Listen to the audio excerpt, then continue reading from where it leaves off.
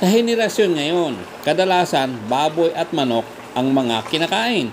Meron ng mga preservative o chemical. Paminsan-minsan maggulay naman tayo. Ang gulay ay buhay at pampahaba ng buhay. Gusto mong humaba ang buhay?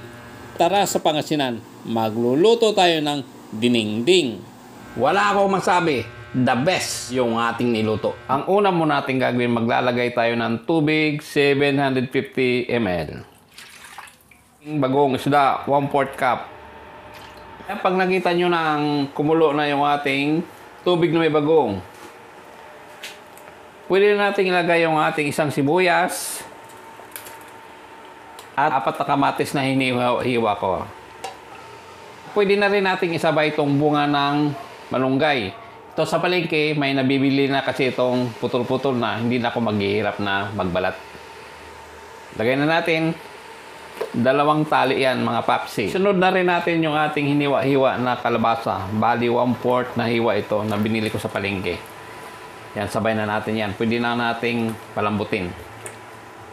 Alright mga papsi, habang nahalo natin ng konti ito, kung ngayon lang kayo naligaw sa aking munting channel, sana po huwag niyo kalimutang mag-subscribe. Pindutin na rin ang bell icon para po kayo ma-notify pag may bago akong upload na video. Pwede na rin natin isunod to, isang tali na okra.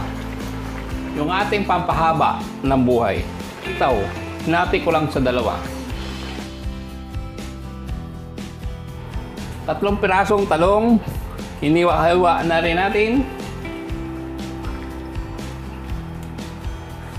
Tapan muna natin. Amoy na amoy ko na mga papsi. Ang bango. Amoy galing sa Pangasinan. Pwede nating sunod yung ating bulaklak ng kalabasa.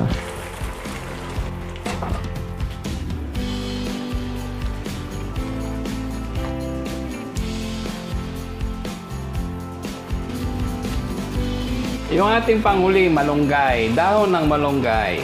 Hindi pwedeng mawawala ang malunggay dahil marami rin itong mga vitamina.